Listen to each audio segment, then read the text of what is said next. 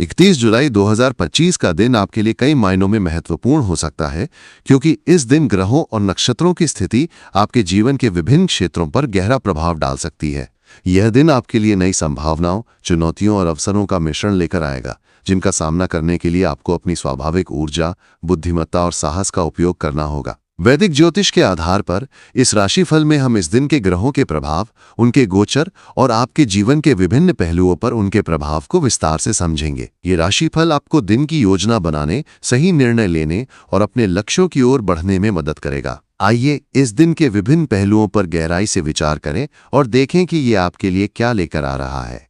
सबसे पहले हम इस दिन की ग्रह स्थिति पर नजर डालते हैं, जो आपके लिए महत्वपूर्ण होगी। इस दिन सूर्य, जो आत्मविश्वास, ऊर्जा और नेतृत्व का प्रतीक है, आपके पंचम भाव में गोचर करेगा। पंचम भाव रचनात्मकता, प्रेम, संतान और बौद्धिक कार्यों से संबंधित होता है। सूर्य की यह स्थिति आपके लिए रचनात्मक और बौद्धिक क्षेत्रों में प्रगति का संकेत देती है। आप इस दिन अपनी रचनात्मकता को व्यक्त करने में सक्षम होंगे, चाहे वो कला, लेखन या किसी अन्य रचनात्मक कार्य के माध्यम से हो। हालांकि सूर्य की प्रबल ऊर्जा कभी-कभी आपको आत्मकेंद्रित या अहंकारी बना सकती है, इसलिए इस दिन दूसरों के प्रति संवेदनशील रहना महत्वपूर्ण होगा। मंगल, जो ऊर्जा, साहस और कार्यक्षमता का कारक ग्रह है, इस दिन आपके छठे भाव में होगा। छठा भाव शत्रुओं, प्रतिस्पर्धा, स्वास्थ्य और संघर्ष से संबंधित होता है। मंगल की ये स्थिति आपको कार्यक्षेत्र में ऊर्जावान और प्रतिस्पर्धी बनाएगी, लेकिन ये भी संभव है कि आपको अपने विरोधियों या सहकर्मियों के साथ कुछ तनाव का सामना करना पड़े। इस दिन आपकी ऊर्जा उच्च होगी और आप अपने लक्ष्यों को प्राप्त करने के लिए कड़ा परिश्रम करने के लिए तैयार रहेंगे। बुध, जो संचार, बुद्धि और व्यापार का प्रतीक है, इस दिन आपके चतुर्थ भाव में गोचर करेगा। चतुर्थ भाव घर, परिवार, माता और सुख सुविधाओं से संबंधित होता है। बुध की ये स्थिति आपके पारिवारिक जीवन में संचार को मजबूत करेगी और आपको घरेलू मामलों में सकारात्मक बदलाव लाने का अवसर देगी। यदि आप कोई संपत्ति खरीदने, घर की मरम्मत करने या परिवार के साथ समय बिताने की योजना बना रहे हैं, तो ये दिन इसके लिए अनुकूल हो सकता है। हालांकि किसी भी बड़े निर्णय से पहले सभी दस्तावेजों और विवरणों की सावधानीपूर्वक जांच करना जरूरी होगा। गुरु, बृहस्पति, जो ज्ञान, समृद्धि और भाग्य का प्रतीक है, इस दिन आपके तृतीय भाव में होगा। तृतीय भाव साहस, भाई बहन, संचार और छोटी यात्राओं से संबंधित होता है। गुरु की ये स्थिति आपके लिए भाग्यशाली साबित होगी और आपके साहस और आत्मविश्वास को बढ़ाएगी। ये दिन नई योजनाएं शुरू करने, अपने विचारों को दूसरों के सामने प्रभावी ढंग से प्रस्तुत करने या छोटी यात्राओं पर जाने के लिए अनुकूल रहेगा। शनि, जो कर्म, अनुशासन और दीर्घकालिक योजनाओं का ग्रह है, इस दिन आपके 12वें भाव में गोचर करेगा। 12वां भाव खर्च, विदेश यात्रा, आध्यात्मिकता और एकांत से संबंधित होता है। शनि की ये स्थिति आपको अपने खर्चों पर नियंत्रण रखने की सलाह देती है, क्योंकि अनावश्यक खर्च आपके बजट को प्रभावित कर सकते हैं। साथ ही ये दिन आध्यात्मिक गतिविधियों में शामिल होने, ध्यान करने या अपने मन को शांत करने के लिए उपयुक्त होगा।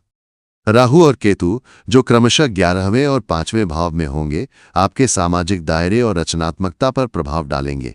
राहु आपके सामाजिक नेटवर्क को बढ़ाने में मदद करेगा, जिससे आप नए लोगों से मिल सकते हैं और अपने सामाजिक दायरे का विस्तार कर सकते हैं। वहीं केतु का पंचम भाव में गोचर आपके प्रेम जीवन और रचनात्मक कार्यों में कुछ भ्रम या अनिश्चितता पैदा कर सकता है। इस दिन आपको अपनी भावनाओं को स्पष्ट रूप से व्यक्त करने और गलत फहमियों से बचने की आवश्यकता होगी।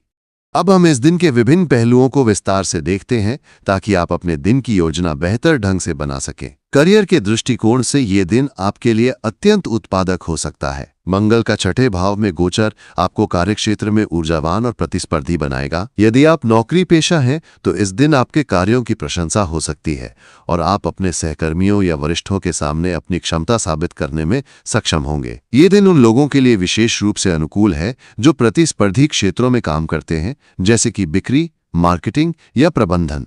हालांकि मंगल की आक्रामक ऊर्जा के कारण आपको अपने सहकर्मियों के साथ तर्क वितर्क या अनावश्यक बहस से बचना चाहिए।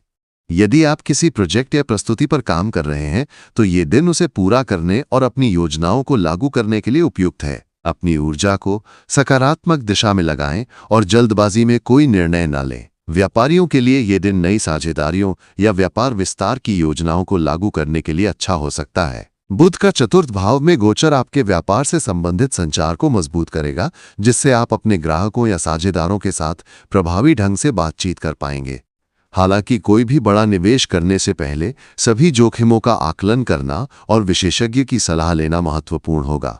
आर्थिक दृष्टिकोण से ये दिन मिश्रित परिणाम दे सकता है। गुरु का तृतीय भाव में गोचर और राहु का 11वें भाव में गोचर आपके लिए आय के नए स्रोत खोल सकता है। यदि आप किसी नए प्रोजेक्ट, साइड बिजनेस या निवेश की योजना बना रहे हैं तो ये दिन इसके लिए अनुकूल हो सकता है, बशर्ते आप सभी जोखिमों का आकलन कर लें। ये दिन उन लोगों के लिए भी अच्छा है जो लंबे समय के निवेश जैसे कि म्यूचुअल फंड, सावधि जमा या रियल एस्टेट में रुचि रखते हैं। हालांकि शनि का 12वें भाव में गोचर आपको अपने खर्चों पर नियंत्रण रखने की सलाह देता है। अनावश्यक खर्च जैसे कि विलासिता की वस्तुओं पर पैसा खर्च करना या आवेग में खरीदारी करना आपके बजट को प्रभावित कर सकता है। यदि आप कोई संपत्ति, वाहन या अन्य बड़ी खरीदारी की योजना बना रहे हैं तो इस दिन दस्तावेजों की सावधानीपूर्वक जांच करें और किसी विशेषज्ञ की सलाह लें।